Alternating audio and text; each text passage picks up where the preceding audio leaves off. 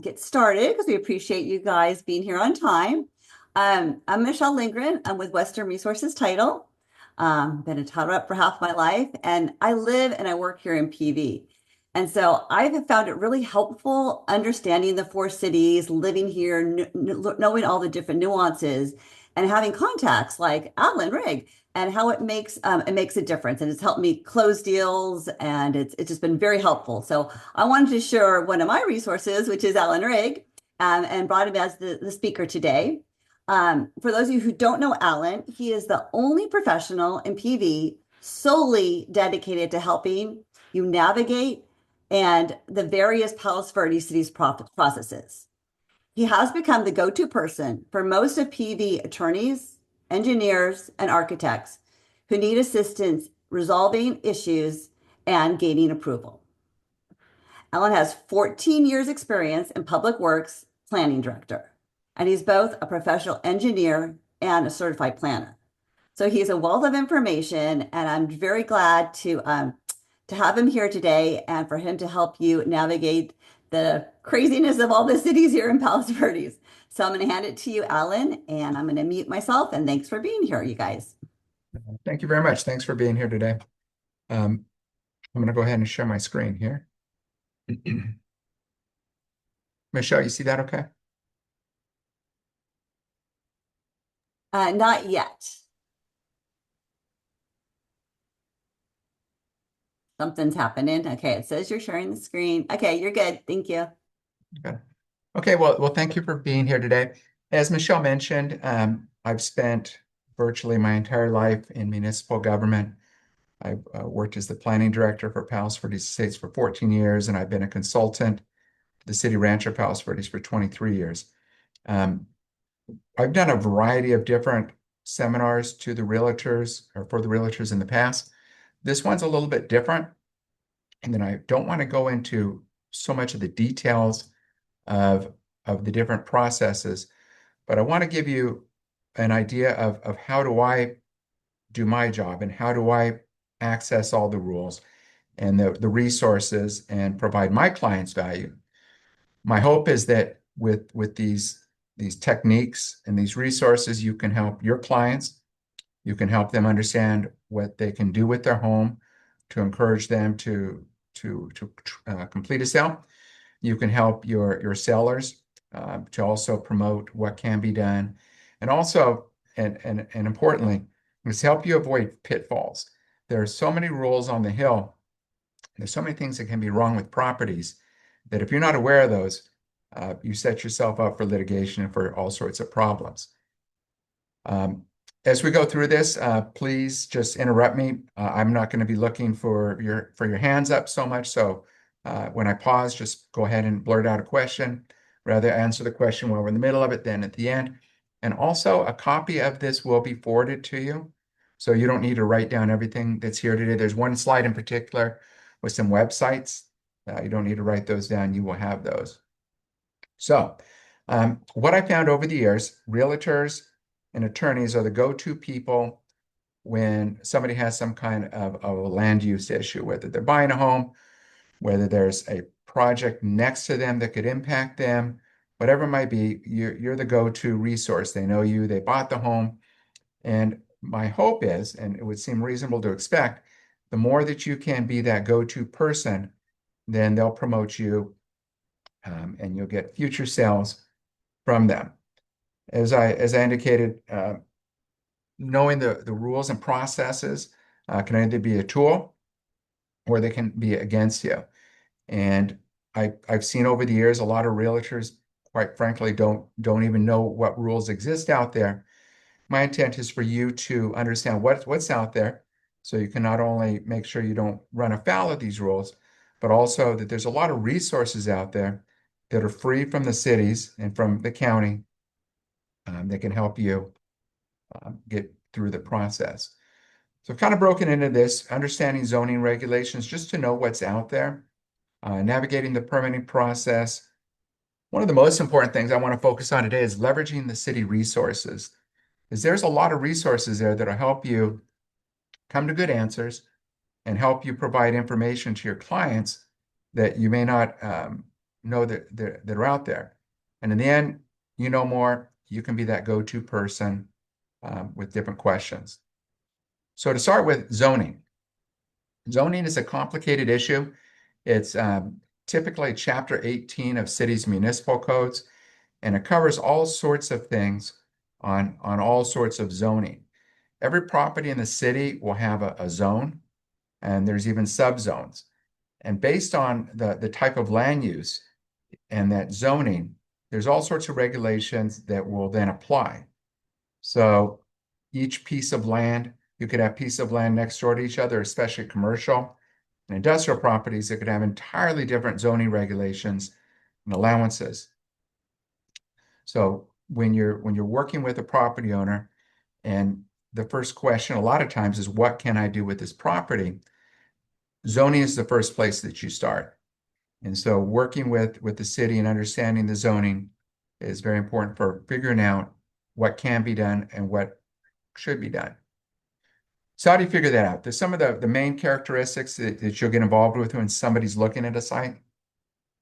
FAR is the floor area ratio. That is the amount of livable square footage plus garage divided by the lot size. 35%, 40% floor area ratios are typically numbers you'll hear. And that's important because that'll dictate how much you can build on the house, on the property. Setbacks are important. Those are the distances from property lines that are a minimum that then create an envelope in which a building can be built. It also regulates setbacks of what can be built within the setback outside of a building. So a lot of cities will regulate structures, walls, fences within those setbacks. And probably most importantly is the height limitations. The zoning code will dictate maximums. One thing to be very, very careful of, and we're going to talk about this later, is that up on the hill, these three things aren't necessarily allowances. So if you're in Manhattan Beach, let's say, and you have a maximum floor area you can have on a property and a maximum height and setbacks, you have a three-dimensional envelope that you can pretty much tell your client for sure, this is what you can build. This is how much you can build. This is where you can build. You pull a building permit, you're good to go. On the hill, that's not necessarily true. There's all sorts of discretionary approvals, which we'll talk about later as well, where you don't know exactly what the city's going to allow.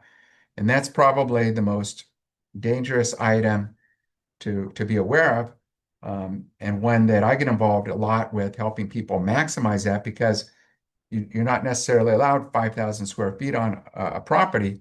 You might only be allowed 3,000 because of the other homes in the neighborhood and the like. Zoning is also regulated a lot on the Hill by the Palos Verdes Homes Association. That includes not only Palos Verdes Estates, but Miralles. They're a mess right now, quite frankly. If you've tried to get in with them, they're open 1 hour a day, and they've implemented all sorts of fees. So that's a tough one if you need to deal with them. I actually have another consultant that works very, very well with the Homes Association. If you ever need a reference to them, I'm happy to give it. And one of the most interesting things that I've ran into on the Hill that people aren't aware of are the different homeowners associations that aren't very apparent. Portuguese Bend, there's a homeowners association down there. The one I've ran into, Monaco, is on the west side of Rancho PV, and they're tough. And a lot of people don't even know they're in a homes association. It's not a typical homeowner association where you pay dues and they maintain things. It's just regulations and an architectural board that can be tough on you. So as you go through the processes, make sure your homeowners or you check the title reports, because they should reference the fact that the property is within a homes association.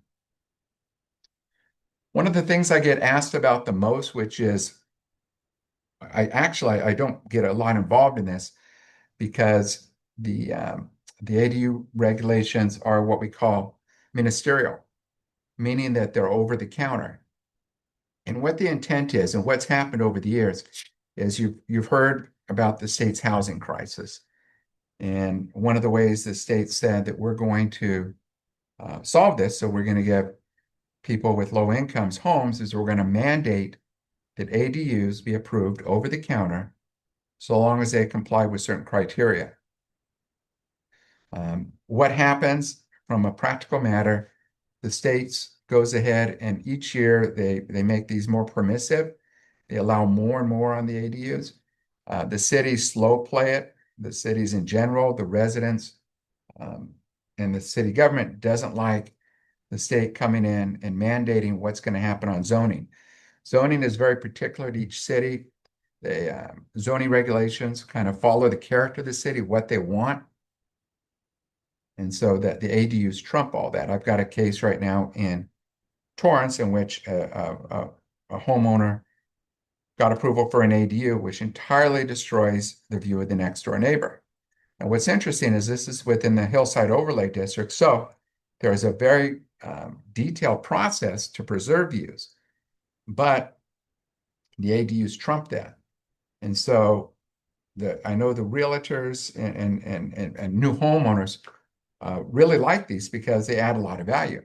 And they're really cool. I mean, if you can add a second house on your property, um, it creates a lot of value. But for the neighbors, it's not so much a positive. But like I said, each city implements their own ADU regulations. And so if you get into a case in which somebody wants an ADU, is proposing an ADU, or maybe you think, hey, there's a lot of value in this property because it's a great one. You could put an ADU up on the top of the property. It has panoramic views and so on. It's an opportunity. But the regulations change and the cities slow play them. PV and RPB recently changed their regulations. They required 2 points of access. The state found that that was not an appropriate regulation, so they had to pull those back.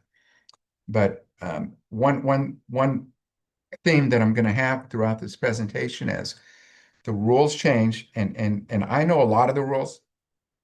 I know a lot of the numbers. I don't know everything, and things change, and I have to be right in what I do. And so I will always verify with the city planner, lots of meetings with the city to just make sure I've got the most current information. That's something I would highly recommend that you do. Also, I'll talk about this later, which is if you're proposing to do something, let's say you've got a property and you're thinking of putting an ADU in the back or elsewhere on the property, put together a sketch, go meet with the city, and let them tell you not only the questions that you have, but also let them point out the things you haven't even thought about. So you might think about, I need to comply with setbacks, but they tell you, no, you need to comply with parking or something like that, although parking is going away more and more. So it's a changing monster that I get a lot of questions on. Like I said, I don't get involved in these too much because if you go ahead and you're within the envelope, you can get approved. And these trump all the neighborhood compatibility, height variation, site plan review, setbacks, maximum floor areas on a lot, maximum lot coverage. You can basically do this and trump all sorts of things. So, but again, talk to the city. As I mentioned a little bit before, there's ministerial and discretionary. And as you approach and you look at something that you could do with the city, it's very important that you understand the distinction. So ministerial means pretty much over the counter. Think a water heater. You go down to the city, you get a water heater permit. Big difference is you want to build a new home. Building a new home is a discretionary permit and has to go through a board or commission. It's much more lengthy, it's much more expensive, and you don't know exactly what you're going to get.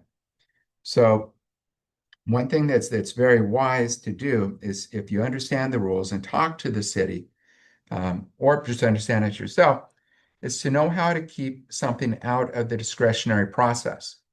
I've had people come in when I was at Palos Verdes Estates. They go, I want to do 1,050 square foot addition.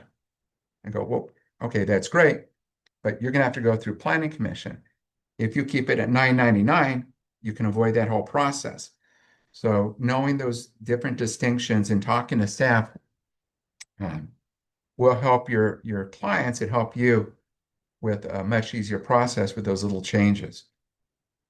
Again, if you have any questions, interrupt me. I'm happy to go through it. So permitting with the city. So once you get through kind of the planning and entitlement process. So entitlement means an approval through planning. So you have typically in the city departments, you have planning, which regulates the zoning and all of those discretionary processes to get you what's called an entitlement. An entitlement is an approval through the planning department that you can go ahead and move on to the building department. When you go into the building department, you go through permitting. This can be frustrating. If there's anything I would encourage you to do on this, if you want your client to be happy and to have the best experience ever, use local architects and engineers. They truly know the quirks. They know the inspectors, they know the planners, they know the hiccups, and they're going to get things through as quickly as possible. Plan check turnarounds are supposed to be 2 weeks for new submittals, 1 week for new submittals, or sorry, resubmittals. A lot of cities are blowing that right now. The cities are, quite frankly, not well staffed and not working well, but still they're there and you should use them as much as possible and you need to go through them. One thing also for projects is to make sure that your clients and you understand all the fees. There's school fees and other ones, impact fees, development impact fees that can be really, really large. But to go down and talk to the city beforehand, make sure that those are accounted for so that you don't have a big surprise. Trees get involved in a lot of these, and probably trees on the hill create more angst and animosity than anything. Trees, it used to be a beautiful hill devoid of trees, and people came in and thought, let's plant all these pines and these eucalyptus, and so now you have this immense urban forest, and it keeps growing. All four cities have a process, and when I say view encroaching vegetation, it includes not only private vegetation, but public vegetation. Palos Verdes State's public trees go through the Parklands Committee with specific findings. The other cities, it's more at a staff level. But for the private tree process, which is becoming more and more a part of my business and the attorneys I work with, it's tough. There's rules, there's spike fence regulations, there's deed restrictions. Palos Verdes States has a very robust regulations regarding view incursions by trees. The Homes Association used to run that process. They had an ombudsman that would come up with decisions, and based on those decisions, people would have to trim or remove vegetation. A few years ago, they came up with this Resolution 191, which basically says you need to arbitrate, forget it, you need to meet and confer, you need to arbitrate, and then you can litigate, but they're not going to be involved with it. There's been a number of lawsuits that have gone through that process. And recently we had one, Charlie Peterson, who is the tree attorney on the Hill. We got a good ruling that gave credibility to Resolution 191. There was a question whether it was an adequate representation of the deed restrictions, and that also vegetation could be across the street. There was something called adjacency that was within the rules before. So that's been validated. And so if you have clients that have PV estates or the other cities, the power of one person to get other private view encroaching vegetation trimmed or removed is become stronger. And so that's growing. And one thing I'd want to say in all the processes, especially in RPV, there's two different processes, and it really comes down to whether you have photos of your view beforehand. And I would recommend that whenever you have somebody buy a property and they have nice views, recommend they go ahead and take multiple pictures of the view that they have. Because in RPV, there's a very easy process if you have pictures of your prior view. a very difficult process if you don't. And so recommend always to get those pictures. They're worth their weight in gold. Lo and behold, one day when they have to go through the process. New homes and additions, I talked about this a little bit. I think everybody's probably heard of neighborhood compatibility. There's site plan reviews, there's height variation. Again, these are all discretionary. And these are hard. Is one of the hardest things I'm sure for you folks is that when somebody says, what can I build on this property? And the answer is you really don't know. You can meet with staff. You can take a look at what's been built in the neighborhood. You can come up with some reasonable expectations. But again, don't get yourself into trouble. Like down in Manhattan Beach, you have a lot that can have a 4,000 foot house. You're pretty much guaranteed you can build a 4,000 square foot house. And you can build it 30 feet high. And up on the hill, you may only get 16 foot high from natural grade. You may only get half that square footage if you're in an area like a Belmonte or area of small homes. It's really tough. So just to be aware of these processes, I think is the best thing that you can do as realtors. And the professional that could probably give the best opinion is a local architect. There's a lot of local architects that could go ahead and draw up a plan and come up with some ideas, run it by city staff, get the best possible idea of what can be done. But again, it's still very difficult to determine what can be done in the end. There's something that if you wanted to come up with an idea of a neighborhood comparison chart, and you can compare what the sizes of homes within 300 feet of the home, that's a typical rule of thumb in Palos Verdes estates to see what the average is and what can be built. Rancho PV uses a different technique in which they use the 20 closest homes, which they use for that purpose. So leveraging city resources, there's a lot that the city has that I still find in different cities that's available. One of the most valuable things it's unreal how much detail there is. Palos Verdes states they have an address file. They have an address file for every home in the city.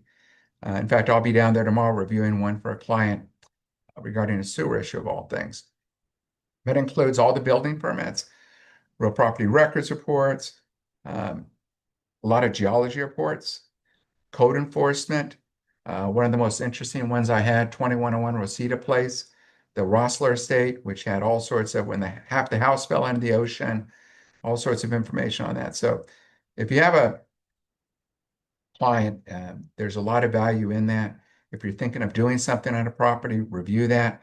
You can go down to the city counter 8 to 10, just ask for the address file. You can go through it.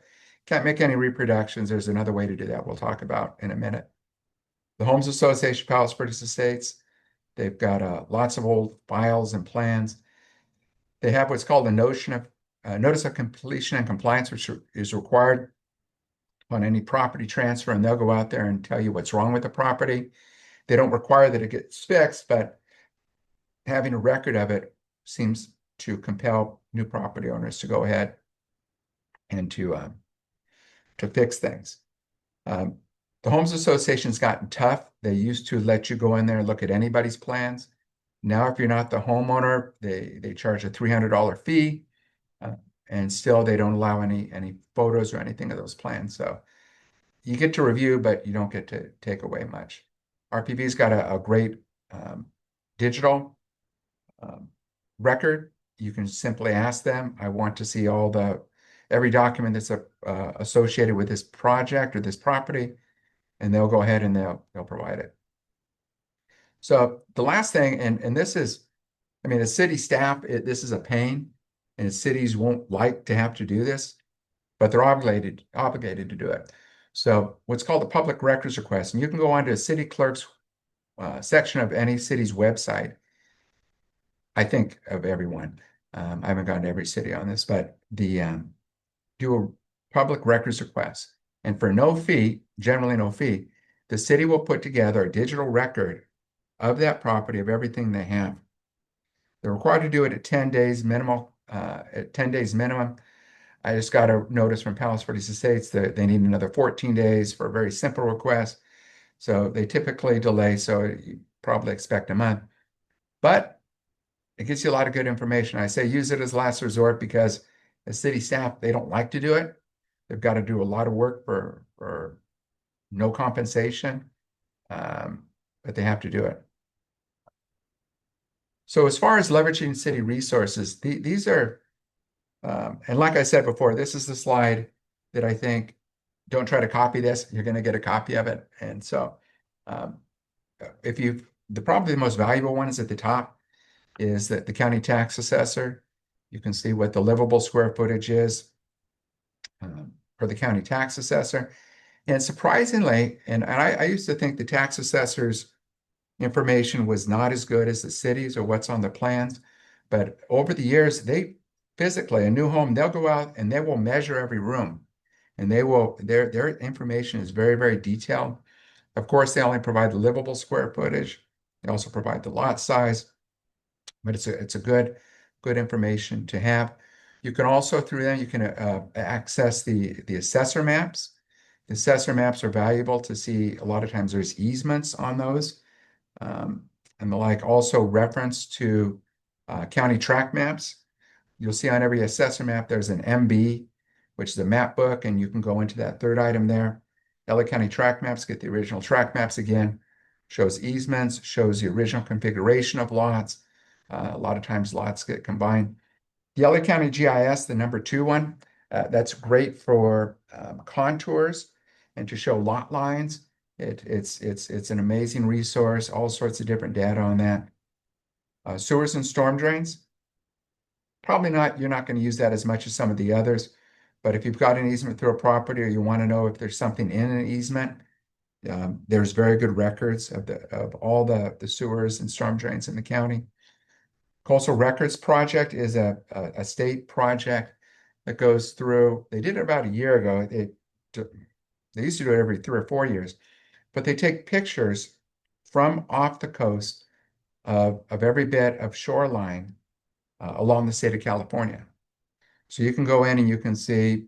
I get involved in a lot of landslide cases lately.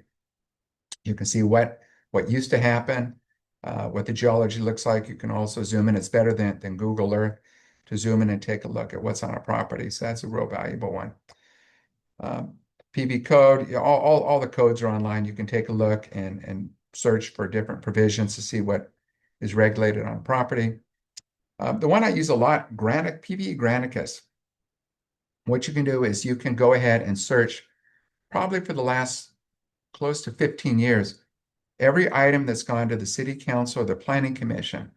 And so if you're going to research a property and find out what might have happened on it in the past, you can go in there and put in the address and it will tell you if it went to Parklands Committee, if it went to the planning commission, city council, any kind of approval. So it's really valuable. And most times you can access the original documents that went to those different bodies. So you can grab a whole lot of information real quickly and easily.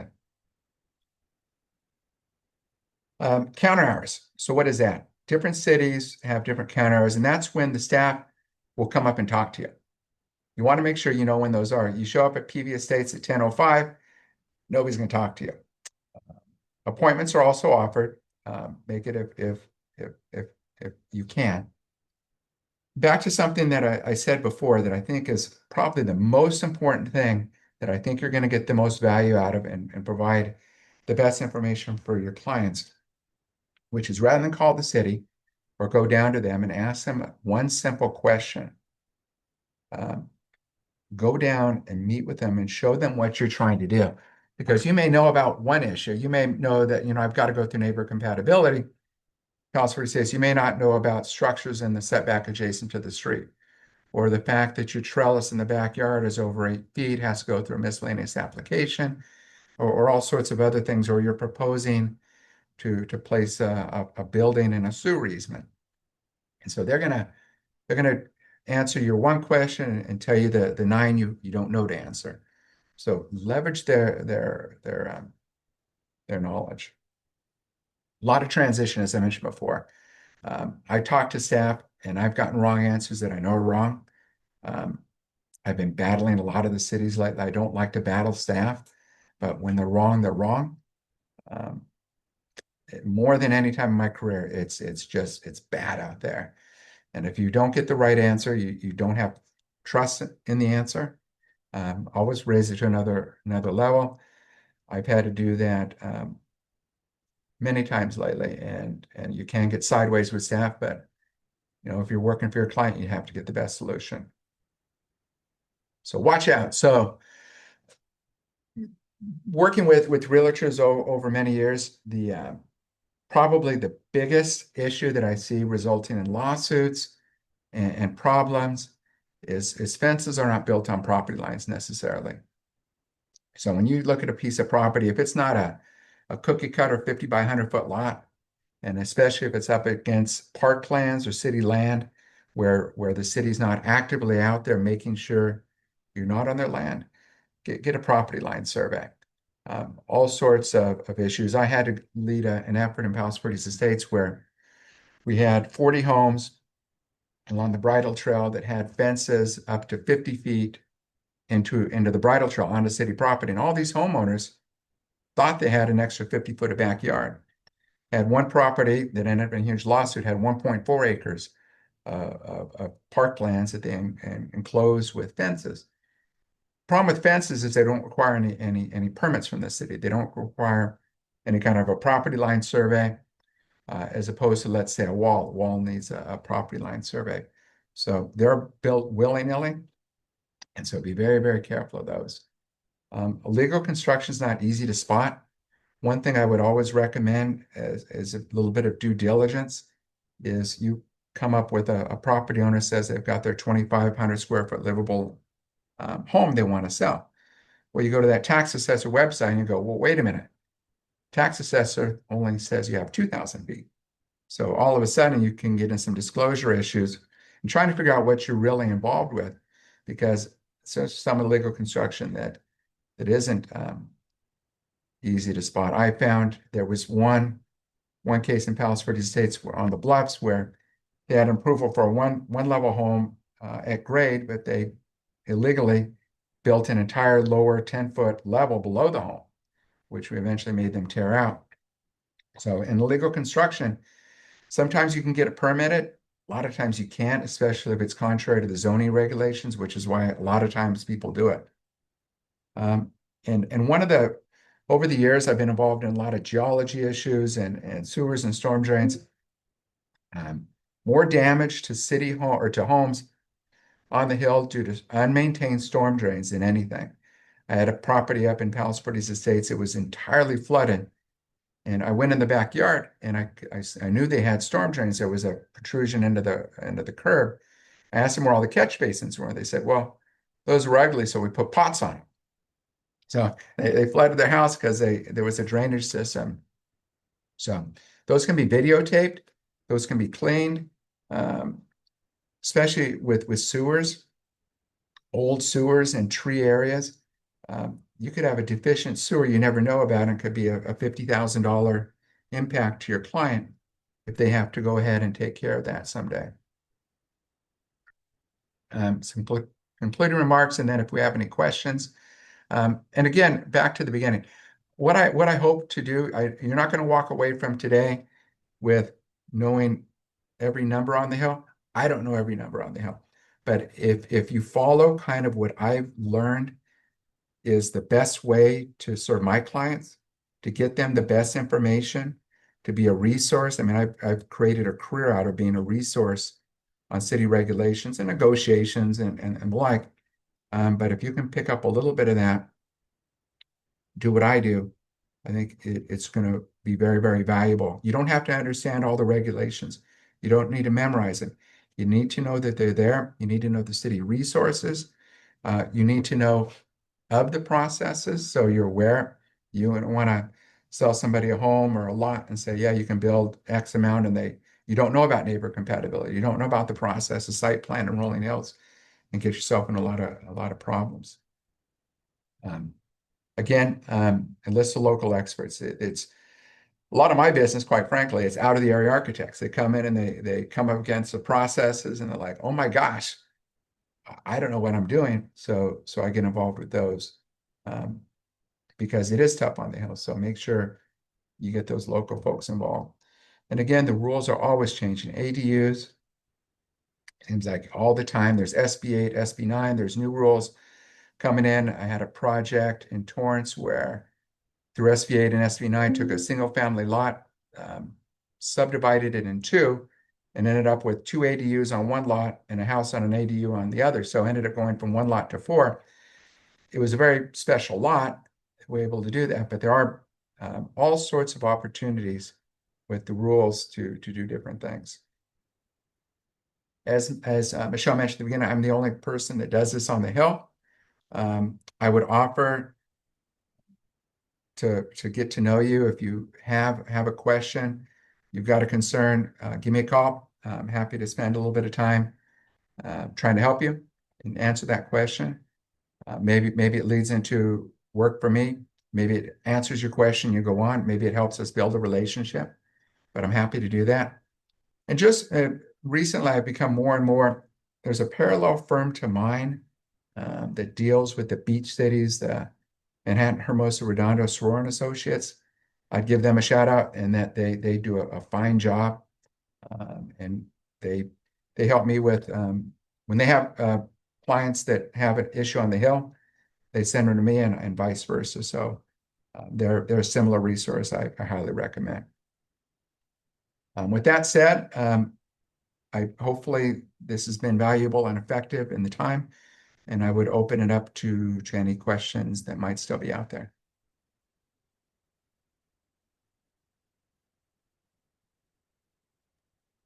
So please unmute yourself if you have a question. You can hop on now. One thing in the chat. Chat just says thank you. Allan, that was so much great information, and I love how you broke it down with all the contacts, that one sheet, and we'll make sure everyone gets a copy of that. That was really helpful to Yeah, have it that's so invaluable, concise. and that's Very so concise, yeah. But you've been a great resource to me, and working with, you want to be a PV specialist and selling PV, knowing PV and all the ins and outs, and how some things are more strict and more things more lenient in each city. Allan's been a great resource for me, for architects in the area, and he can help you when you have a question. Yeah, a lot of times where my business comes from, like I said before, people reach out to their realtors and they reach out to their attorneys. So I get a lot of business from realtors. I get probably even more so from attorneys when people have properties valuable on the Hill, and people reach out to their attorney right away when they have any kind of a threat or an opportunity. And the attorneys will tell the clients, well, if you need to litigate, that's me, but Allan's going to help you through the process before litigation, and hopefully you don't get there. One of my driving goals is that what I don't do for my clients, and I tell them straight out, we're not going to go scorched earth. And that I've seen through these processes so much damage in relationships between homeowners. I've seen people get their dream home built, but their neighbors scowl at them every time they drive in, and there's all sorts of things that the neighbors can do to one another that are outside city code and the law that can be annoying and the like. So that was a reputation I got when I was at Palos Verdes Estates, is coming up with win-win solutions. And that's so valuable when you're in residential neighborhoods, and so that's something that I always promote. So Great. Yeah, at the end of the day, it's your neighbor. You want to come home and be at peace. you don't want a house, you want a home, you want to be able to look out for each other. And so that's something that I think is as valuable as getting what you want, is to you can usually do that and still maintain the relationships in the neighborhood if you come up with those win-wins and you engage them, and come up with those solutions. Well, I think you did such a great job. It doesn't look like there's any questions, just lots Okay, of thank yous in the comments. So cool. again, we'll follow up and get you that resource list and a copy of this. And then this will be on YouTube through the PV Board of Realtors also, if you want to revisit this site in the future. So Allan, thank you for your time You're and welcome. your generosity. Really appreciate you being here today. And thank Oh all yeah, you guys for showing up today. you're Hope very you welcome. found it helpful. Take care. Thanks, guys.